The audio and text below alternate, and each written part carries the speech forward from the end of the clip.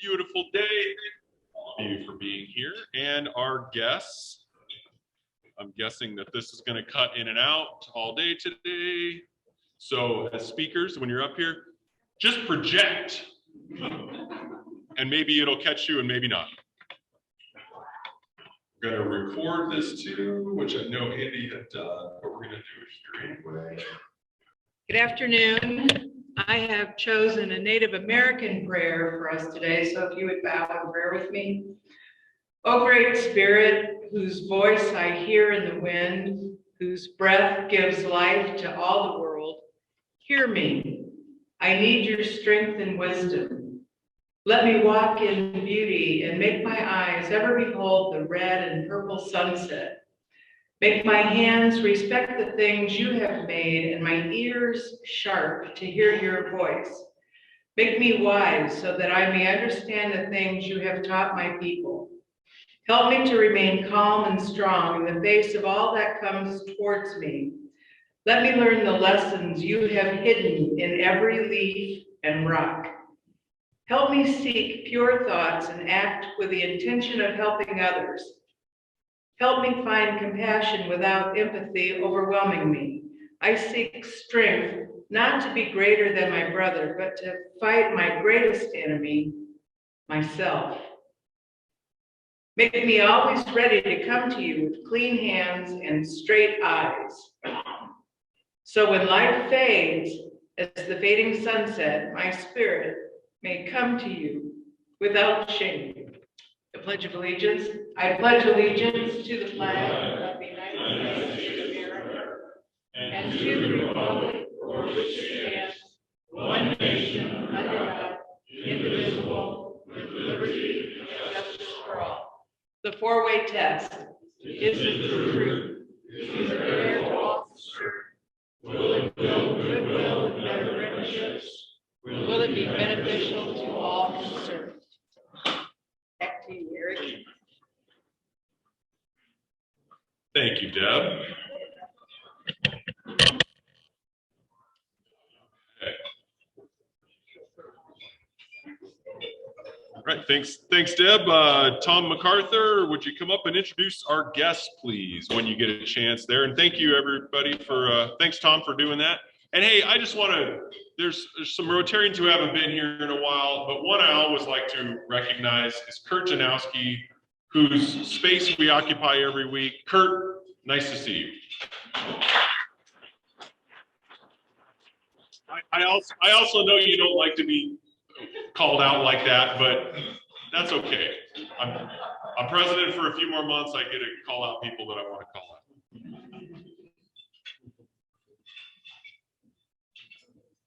All right, we have one guest today. Let's see, Todd. Just have my friend Marcus visiting today.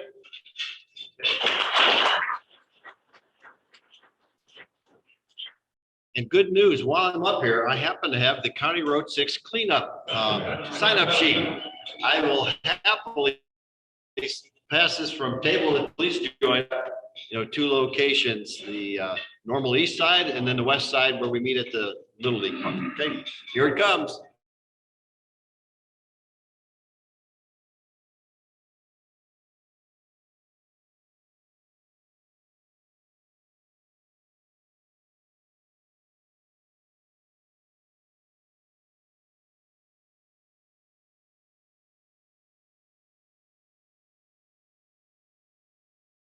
Announcements, please come forward. And also just wanted to recognize the online participants. We've got Doug Thorne, Garrick Langford, iPhone, Jameson.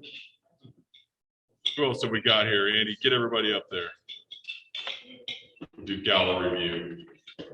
Okay. Jason Bippinger, Randy Foster, Steve, Jessica, Judge Cristofino, nice to see you. Doug Thorne, Vince Vandervellen, Paul, Andy, thanks. Jameson, thank you. Garrick. And you guys were getting a good look at everybody as they were coming in. All right, if you have announcements, come on up. Just a reminder, Tom mentioned May 7th. May 7th is the date for the County Road 6 cleanup. Make sure you get on that list, the yellow sheet going around right there. Also, May 14th, I'll announce this one. We're going to be a water stop for the Girls on the Run, who is an organization based in South Bend. They're doing a 5K here in Elkhart that day. We're actually going to be a water stop, and we'll ask for some volunteers. We're looking for six minimum. It can be more. We can be there and we can help. But it'll be a lot of fun. It's very easy too. It'll be from 9 to 11, and the 11 o'clock is only if we're not done. I'm sure it'll be done by 11, but the race starts at 9:30. If we're at the water stop, we'll get you location information. And then Julie, being the social committee chair, will tell you where we're going with that. But I also want to announce that on Friday, April 22nd, what's Friday, April 22nd? And it's important because it's a Rotary, it's one of the areas of focus for Rotary. April 22nd should be ringing people's memories here. It's Earth Day. So we at the Elkhart Rotary Club are going to celebrate with a happy hour at Wellfield Botanic Gardens on Friday the 22nd at 5:30. Rotarians and a +1 are welcome. I'll probably send out an RSVP just to get a sense of who's coming. And we're also inviting Bike Elkhart, which is an organization that Jameson is involved with. And the reason we're doing this, and that's on Earth Day, is because we will be hosting a gentleman whose name is Greg Maassen. He is doing a cross-country bicycle ride on an e-bike. It's the first one known to be having been done this way. He's following the Lincoln Highway. There's way more to this story, but you'll have to read my email or get an announcement later. J&K Kissinger Awards. We're looking for those applications, nominations by April 20th, so that's coming up. And so she has resigned. And Carlos Estevez, many of you know Carlos, has been a long-time member, unable to make meetings at the same level of commitment as he previously was, and has resigned from the club as well. We're sorry to see him go. We do have for membership consideration that the membership committee will be receiving an application from me, Charmaine Torma, and Charmaine is the executive director of the Elkhart Education Foundation. And she is going to be considered for Rotary membership, which is great. Okay, we had started last week and we're going to continue this again. Talking about our 50-year plus club. Thanks, Shan, for continuing to work with our 50-year plus club members to come up. And this week, Doug Putnam, he came to me and he said, I've only got about 30 seconds to share all these years. And I said, you know, you can take you don't have to take too long, but just keep it under 3 minutes. 30 seconds. 30 seconds. Well, why don't you just stand right here while I do it? Okay. You won't have to get down. Okay. I came to Elkhart in 1961, and I bought a Volkswagen agency, which turned out to be quite a nice agency, which I didn't expect when I bought it, but I did expect it, I guess. But after 2 years, there was an older gentleman who had been trading with us. And I don't know, maybe I said something to him about being lonely, because he came one day in '63 and he said, I want you to come to lunch with me. We're going to go over to Rotary at the hotel. And I said, gee, I didn't know whether I wanted to go or not, but anyhow, I attended with him. And how many people here were at the hotel when we were still meeting at the hotel? Oh, just you, Jim? Is that? Oh my goodness. Well, anyhow, we met in the mezzanine at the hotel. And Shannon mentioned last week that the membership was about 150 to 160 men. And this gentleman took me there and he introduced me to a lot of people, and I was just amazed at the way everybody was so friendly, and the meeting was interesting. And so I told the gentleman that, you know, I want to join this. I want to join Rotary.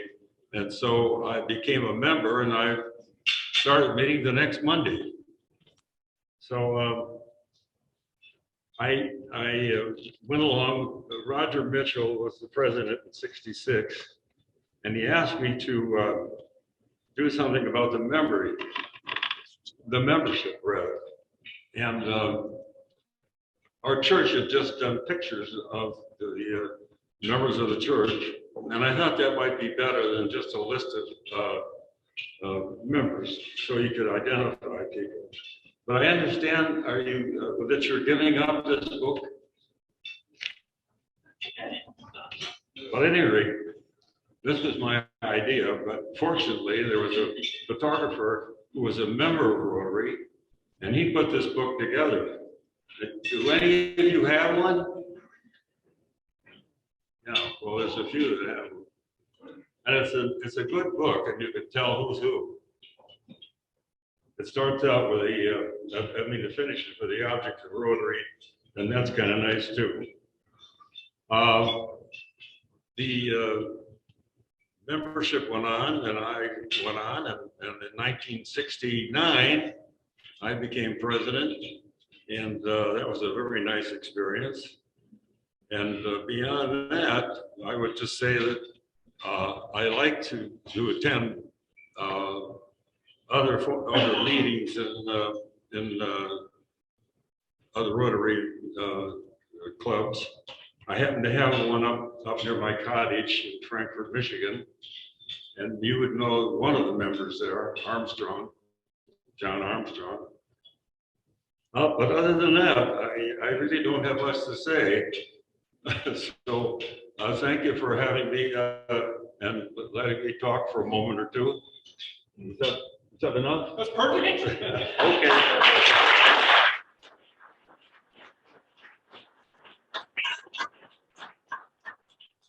And those who've seen me speak know that your 30 seconds is you're right after my own heart there, Doug. I appreciate that. Okay. All right, we might be back up to fully functioning here. We'll see. Okay. Thank you, Doug. I appreciate that. In a couple weeks, we're going to be doing Paul Harris Fellow recognition. So make sure that you're getting those donations. And for those of you who come, we've got a nice group tonight. I think we have 10 plus Julie and I. We're going to be meeting at the Hotel ELKR, the corner bar there. We've got a nice mixture of some newish members and some longtime members. It's going to be a great discussion. We're going to talk a little about the structure and hopefully some of the things that you might be hearing that you say, I really don't know what they're talking about. That's the idea. This is sort of a pseudo orientation, but will be a little more discussional. We'll talk about some of the programs that we've got coming up and ways that you can get involved. So look for these more frequently. The idea is to have smaller groups meeting more often. So instead of just waiting for a couple of new members to build up and then do an orientation, we'll actually try to get one of these scheduled once a month. It'll probably be at one of the local watering holes. One of the conditions of, getting to have a drink is always a nice way to have an orientation, right, Julie? That's a good thing. So for those of you who will be there tonight, we look forward to seeing you. All right. Every week, we raise a little bit of money that we give out to not-for-profits in the community to help expand and further our mission of making this a better place to live, work, and play. Today's sergeant is Peter Norton.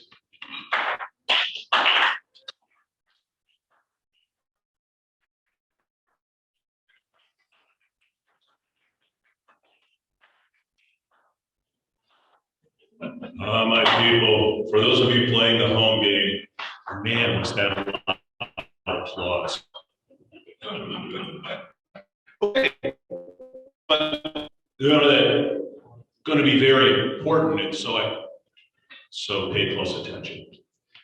Okay, a little bit of business. Today, Eric was talking about Earth Day. If you did not know about Earth Day until Eric said something, put $1 in the basket, please, because I didn't either. I thought it was shoes that I wore in the 1970s. Okay, Carlos left the club after more than 40 years. Sorry to see him go. If any of you ever heard his voice, I'm betting almost none of you did, because he was a really quiet guy. So if you never heard Carlos say anything, put $1 in the basket. For those of you at home, they're all doing it. The Masters, if you did not watch the Masters tournament or had a passing, I don't really care view of the Masters tournament, please put $1 in the basket. Okay, and let's do a little trivia. Jim, this is for your table. If you get it right, you save the club. If not, they pay $1. All right. How well do you know your Masters trivia? What player finished runner-up at the Masters to Jack Nicklaus and Tiger Woods? Is it Tom Lehman, Tom Kite, Jay Haas? Okay. He's right. All right, save you $1. All right, next table. Which player has earned the most amount of money at the Masters? Is it Tiger Woods, Phil Mickelson, or Jordan Spieth? Phil. Phil? No, actually it's Tiger. So everybody put $1 in the basket, please. Next table. Who is the only player to post all 4 rounds in the 60s in the Masters? Now, just for our previous speaker, I want you to know this is a score and not a decade. Was it Lee Westwood, Cameron Smith, Tom Watson?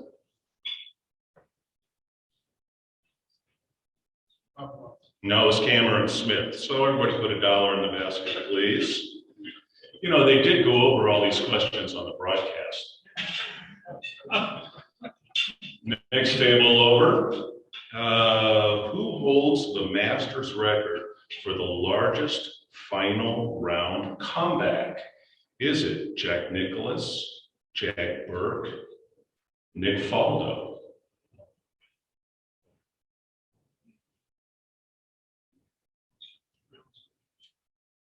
Well, no, actually it's Jack Burke. So please put $1 in the basket.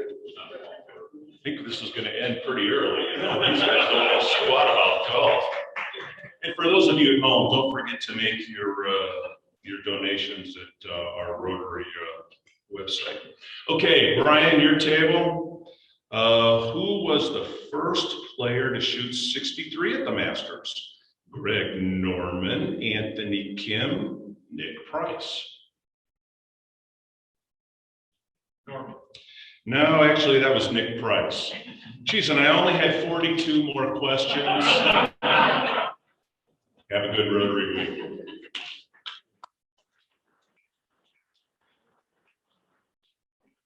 Good job, Peter. I just out of curiosity, who watched any of the Masters? Oh, that's pretty good. That's no excuse for not knowing all that. I'm sure it was all right in there. Every bit of that, every bit of it. All right, Jim Rickoff, will you introduce our speakers today? Gladly.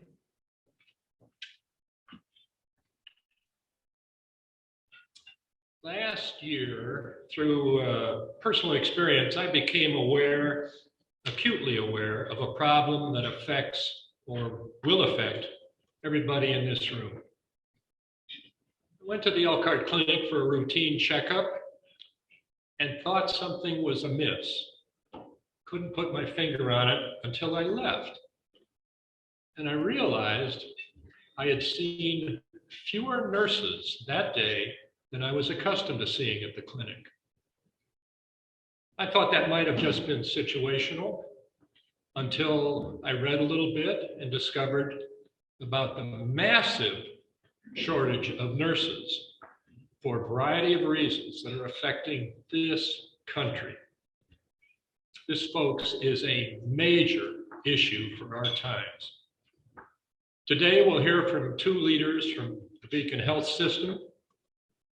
Dr. Michelle Beisch, the Vice President of Medical Staff Affairs at ELKR General, earned her MD at the University of Michigan, completed an emergency medicine residency at IU, and was a partner at Elite Emergency Physicians for 22 years before taking her present position 2 years ago.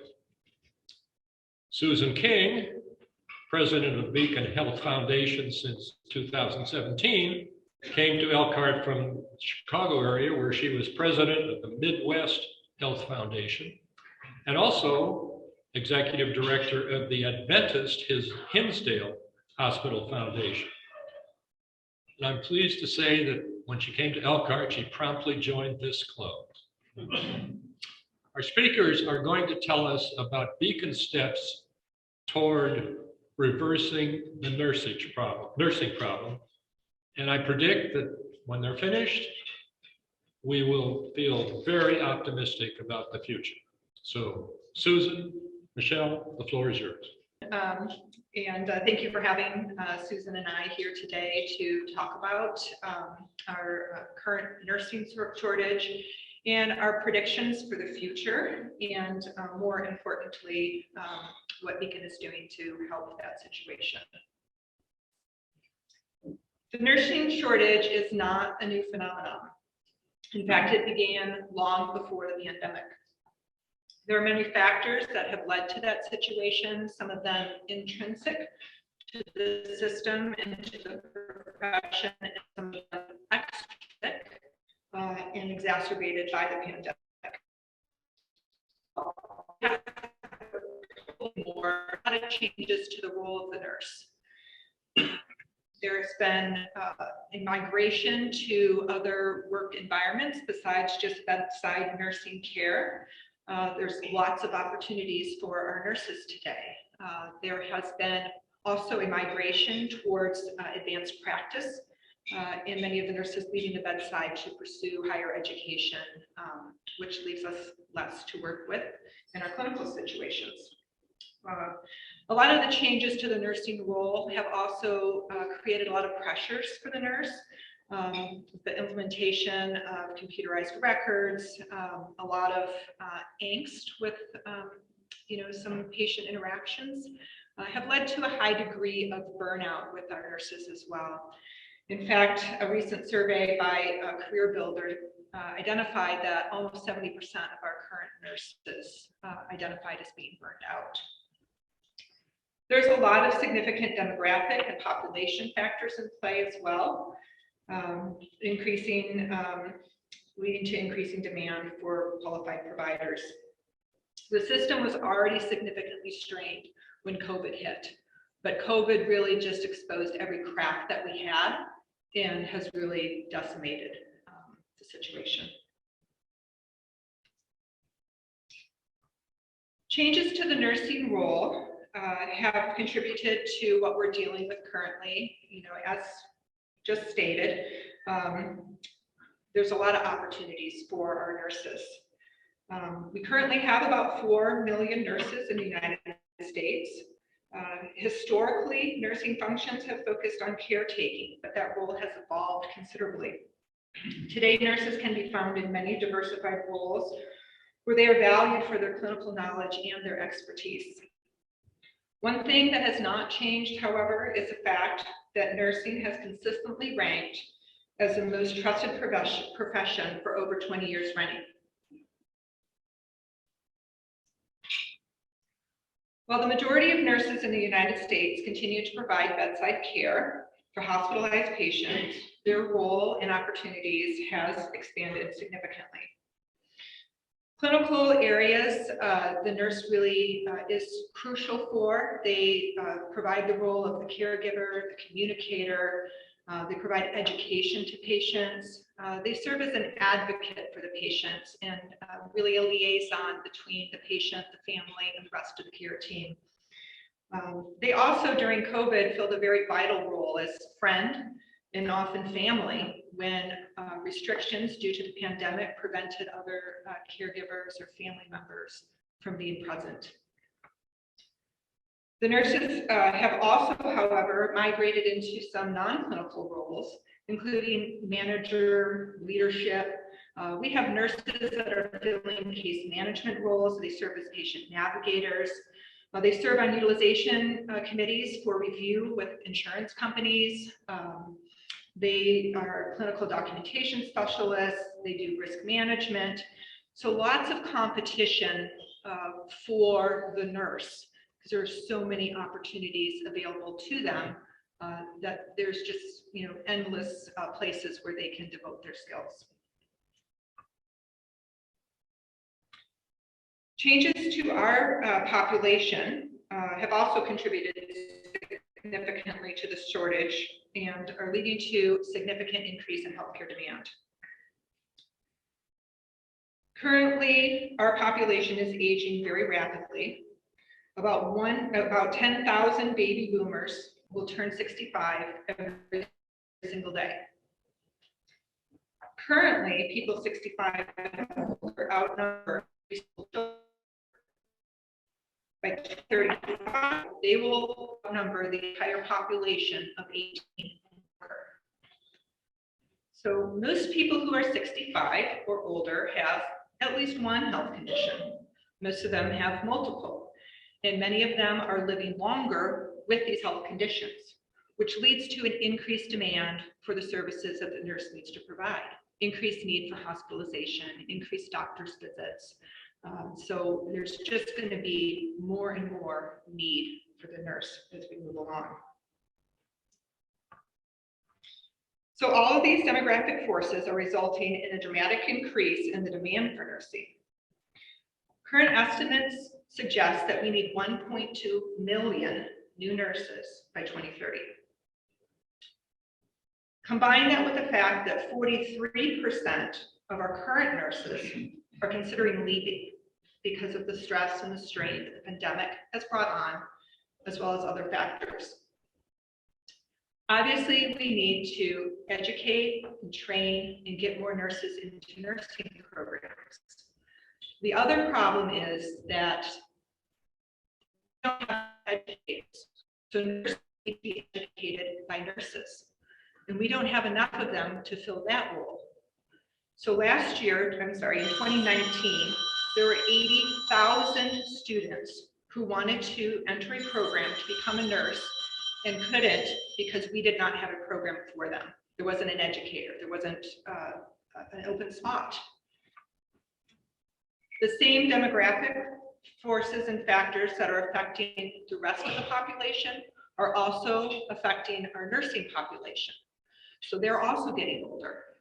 In fact, 55% of the current nurses are now 50 or older. 62% of those nurses are considering retiring within the next 3 years.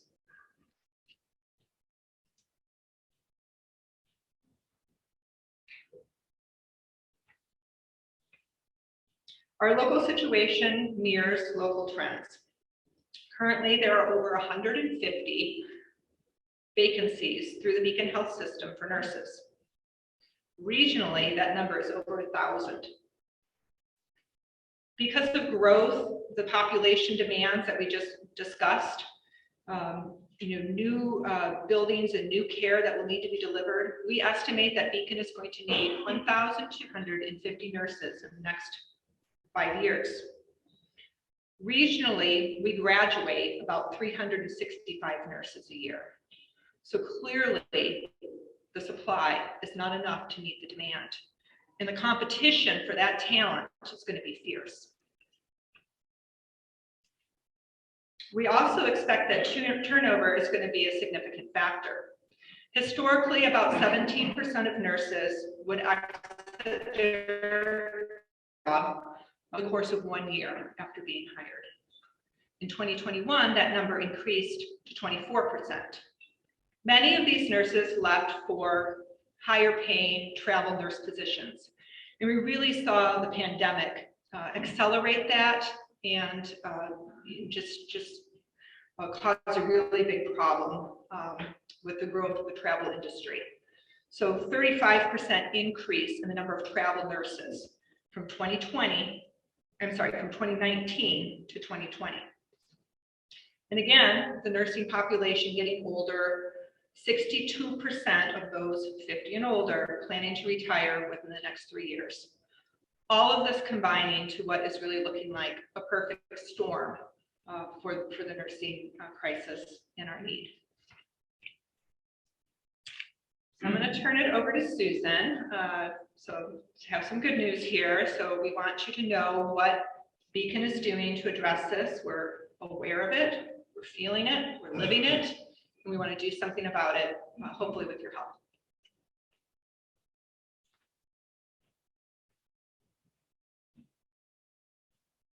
So I'm here to just share, when we were looking at our nursing challenges within the health system, this has really been a journey for us as a health system, and we're not really stopping where we are right now, but we want to share with you a couple of the tactics that we put into place.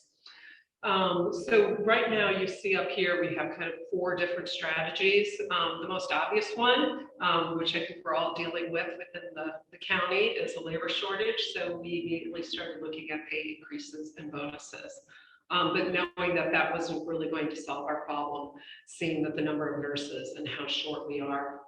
So this year, we started a new partnership with Ivy Tech, which we're very excited about.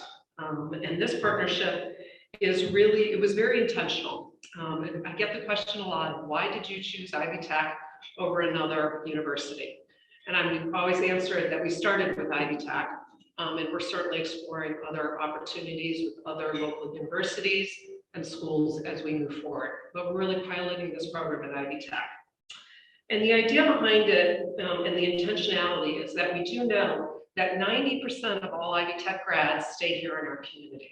So we wanted to partner with a school where we'd be educating nurses who are going to stay here in our community. We also know that over 40% of all Ivy Tech students represent underrepresented minority populations. And we really wanted to address those communities for 2 reasons. One is we wanted to make sure we had nurses at the bedside who were reflective of the communities that we live and also reflective of our patients. So we wanted to increase the number of minority nurses at our bedside. The second reason is that nurses, it is a pathway for those first in college, first in their family to go to college, to receive a higher education, which is then lifting up the economic prosperity of those communities. So that was another reason why we decided to partner with Ivy Tech. So then this initiative is really to create a Beacon Nursing Scholars Program at Ivy Tech. So students who apply and want to go and get their associate's degree, their ASN in nursing, are able to do so at Ivy Tech free of charge. So Beacon will cover tuition, books, fees, in addition to the clinical exams that they need to take in order to become a nurse, as well as like the captain study exam. So it really is an all-inclusive free education for students who are interested in becoming nurses. In addition, we are providing a living stipend to those nurses. So each semester they'll be receiving a living stipend while they're at school for those 2 years. When they graduate, we ask that they come work at Beacon and work with us for 5 years as a way to give back for the education that they received. In addition, though, as Dr. Beisha mentioned, we have a problem with turning students away. Ivy Tech currently only has 80 openings for nurses. So we also worked to provide what we call our hybrid nurses. So we brought nurses from the bedside who will now be teaching at Ivy Tech so they can increase the number of students that they have. Because originally when we had that conversation with them, we said, hey, why don't you just double or triple the number of nursing students that you let in? And they explained that they simply didn't have the faculty. So we're also providing the faculty to them. Our goal is to grow the program by 50% over 5 years. Certainly, it's not going to address, as looking at some of those numbers and the needs within our community. This isn't a quick fix, but that's a program that we're piloting and we're hoping to continue to expand. The other piece that we're looking at is what we call our grow our own nurses. So this is something that the foundation is looking to do. We fund a lot of scholarships to individuals within our health system who want to continue their education. But in particular, we're doing $1 million endowment for ELKR General Hospital nurses. And the idea behind this is that we have a lot of entry-level positions, patient care assistants, licensed practical nurses who want to continue to go on with their education. These are often single moms. They don't have the resources to be able to go back to school. So we provide not only tuition reimbursement, but additional scholarships to allow them to go back and get their nursing degrees. So we're also trying to build up our nursing program from within our current workforce as part of our workforce development plan. And then the last area is our high school internship program. We've always dabbled a little bit in our high school internship program, and we're just starting to put a lot more thought and resources into this. But to really start talking to high school students about pathways, careers in healthcare. And this isn't just careers in healthcare related to nursing, it's also careers in healthcare related to respiratory therapists or radiology techs, phlebotomists, pharmacists. So as we continue to look at this program and kind of build it out, we'll continue to have more opportunities for high school students in our region to be able to start interning, perhaps get a job at Beacon, perhaps then pursue either a degree in nursing or take advantage of scholarship and tuition reimbursement to continue their educational opportunities.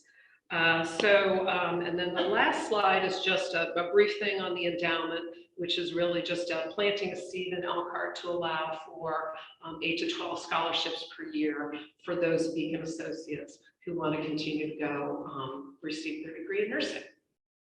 So I'm going to invite Dr. Beish back up here for questions, since I'm sure you probably have a few questions for her or for myself.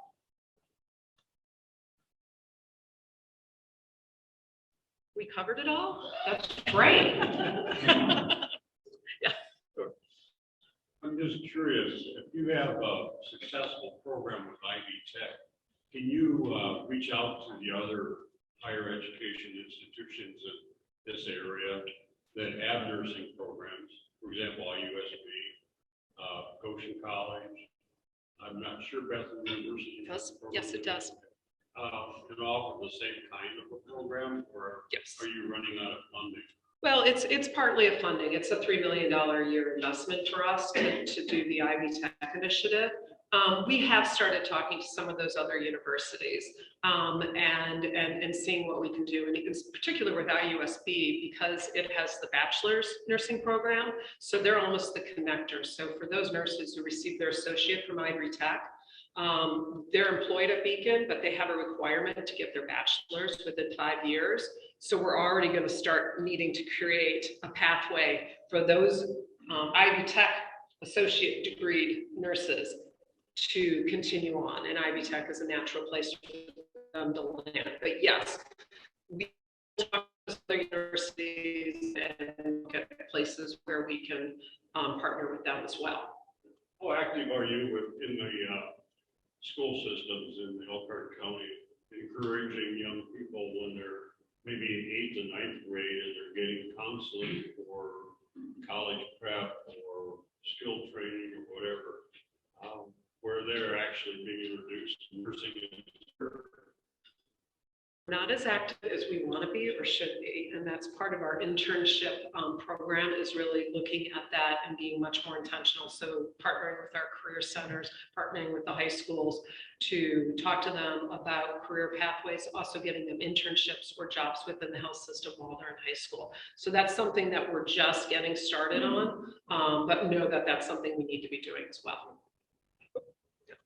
Two-part question. 3 schools were mentioned: IUSB, Bethel, Goshen College. What other institutions of education in the community area provide nursing programs, and how many years do you have to go to get a degree? Yep.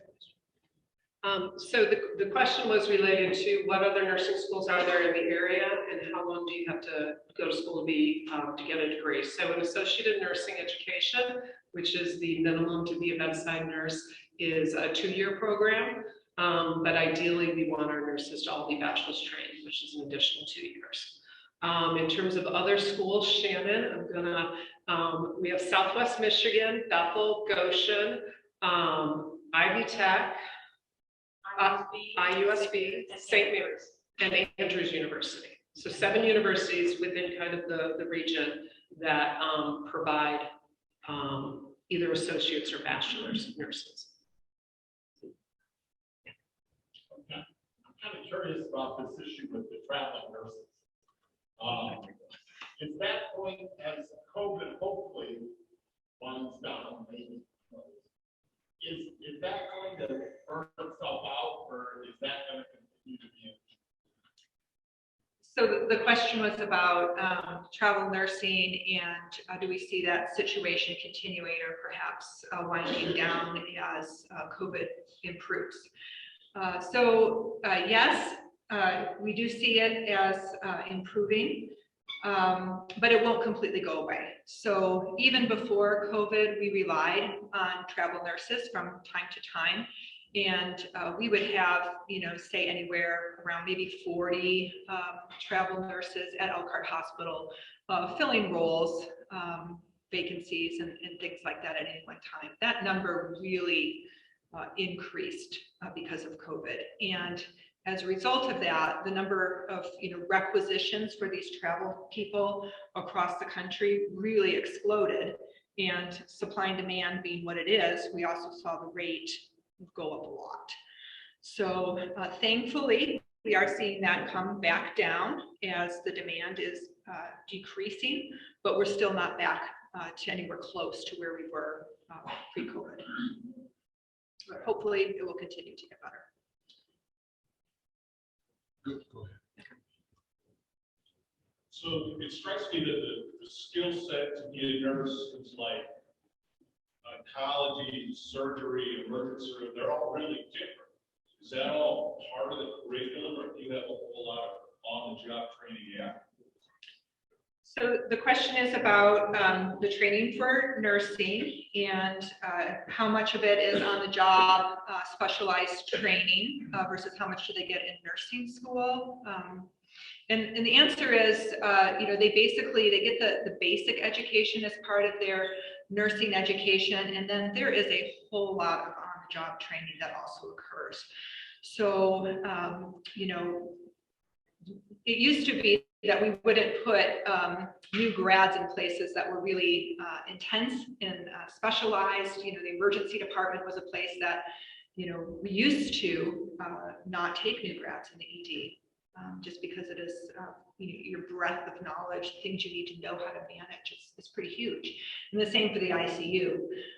Now we do take new grads there, and there's a lot of investment. So, you spend a lot of time training them, getting them to know what they need to know so that they can be proficient, at their job. So that's where that turnover rate also really hurts us, because, if you spend all that effort training somebody and then they leave within a year and you're right back to square one, it's really challenging. So retention is also, very huge for that reason. Yes. I've heard you mention the overwhelm of all the nurses and how that does with retention. Do you have anything to support them in managing their own self-care and moderating that sense of overwhelm to help retain them? Yeah, so the question is about what we're doing to support our current nurses, deal with the trauma of the pandemic and just the demands of the work. And yes, we are always looking for opportunities, looking for things that we can do. I mean, through Beacon, we have, employee assistance program to help with people who may, mentally be really strained and stressed. We have done things like we had a donation that we were able to buy what are called sleep pods, rest pods for our nurses that were deployed places around the hospital that just provide an opportunity for them to, unplug and maybe, decompress for some time. A lot of it comes down to staffing ratios too, to be honest. The pandemic, because of the demand, because of the the severity of the crisis that we were dealing with, we really did have to push our nurses to expand the number of patients that they were managing. Because when somebody comes to the hospital, we can't just tell them we can't take care of you. In the pandemic, there was no place, every hospital was in the same situation. So we really had to, dig deep. We had to dig deep for a long time. And, we're trying to get back towards our more historic staffing levels, so that we're giving the nurses, the ability to provide the best care that they can, and do everything that they want to do. Yes. What is the average traveling nurse per hour? Well, so we were up to 200 an hour for a traveling nurse. Currently, I think the last requisitions that we sent were probably, maybe 120. I'm thinking. Yeah, 120. Pre-COVID, our travelers got around 60 an hour. So you can see just imagine, like our nurse is our biggest category of employees. We have more nurses than anything. And then Your average nurse average nurse, not travel, is receiving what now? So we did a big pay increase with contracts for our nurses, and so a new grad right now through Beacon can start at $50 an hour for a new grad. That's a big increase from where they were. Is the 40-year in the ICU getting more than $50 Yes. an hour? Yes. It's all based on years of service. Mm-hmm. So average nurse pay now an hour is what? Not travel. $58. The average nurse is 58, and but it fluctuates between 50 and a little higher. And years ago, the decision was made to not utilize licensed practical nurses. Since the need is actually bedside in part, is there any consideration for changing that viewpoint? So the question about utilization of licensed practical nurse LPNs, yes, we do recruit. We do have positions for LPNs. They have also been surprisingly difficult to recruit and hire. So there aren't a big access of them either, sitting around looking for work. So it didn't provide us as big of a boost as we had hoped it would. An online question, sorry to jump in here. Is the need greater for bedside versus office or technical techs? Yes. Yes, the need is everywhere. So, the question about is it more bedside, is it more office? So, one thing that we saw when the pay rate was increased for the bedside nurse, and we boost that rate quite a bit, is it really did put a lot of pressure on the offices. So we still need nurses in the office space to deliver care there as well. So we can't, just route Peter to pay Paul. We have to, make sure that we have nursing, staff everywhere. And we also know that our friends in long-term care are also really struggling with this issue as well, with the lack of nursing. What's the ideal bedside ratio, and maybe versus what you're having now? So the ratio for a nurse, it's going to depend on the acuity of the patient. So some lower intensity areas, observation patients or general med surg, generally an accepted ratio would be somewhere around 1 to 4 or 5. And take that to the other extreme, which we saw a lot of just very sick COVID patients on multiple drips, on a ventilator, maybe even receiving ECMO. That's going to be a 1-to-1. You get one nurse for that patient. So it's a whole range depending on the acuity of the patient. Yes. You see many nurses leaving one institution to go to another institution based on salary? So the question about kind of migration of nurses within the region to different hospitals or different health systems based on pay. Yes, that does happen. And we know that all of the systems within the area do try to be pretty competitive. So if one does something and, at Beacon, we did, act, fairly quickly and got our, pay grid out there, but it wasn't very long before, the other local hospitals and health systems followed suit. So we're all within in a tight range, but, there are people who will leave for, $2 or $3 an hour.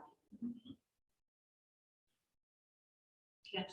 God forbid if we have another pandemic, but anyway, with that in mind, what are you doing to prepare just in case we have another situation that we just basically come through? Yeah. So the question about another pandemic and what we're doing to prepare, we will have another pandemic. I think there will be another, I don't think we're done with COVID. So,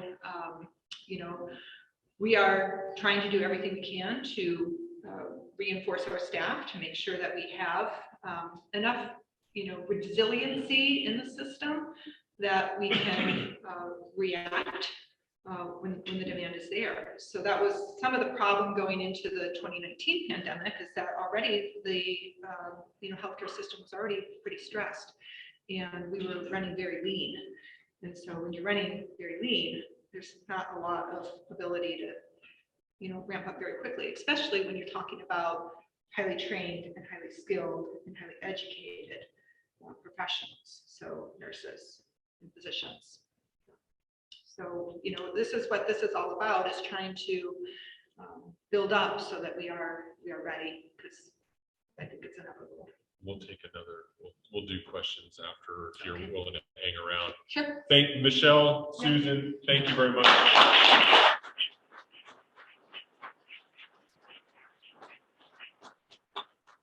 Both Michelle and Susan will hang around for extra questions. And I also wanted to make sure we got Shannon Oaks introduced, because I don't think she really did. And Shannon's with the foundation. If those of you in the not-for-profit world may know Shannon from her time, many years at the Community Foundation as well. So thank you also for joining us.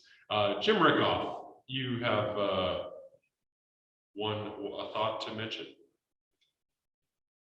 I just wanted to say that Shannon was the conduit between Rotary and Beacon, and this presentation exceeded my wildest expectations. So I'm going away very optimistic. I don't know if you could hear, just sorry, Jim. I wasn't sure what you wanted to say, but I did recognize that she had not. Thank you for doing that, and thanks for getting it set up. Everybody, thanks for being here today. Sorry for the little glitches. Thanks for working with it. Thanks for those of you who are joining us online. I apologize. Hopefully, Andy will fill in the gaps, and at least we got the presentation, because there were some frightening statistics up there.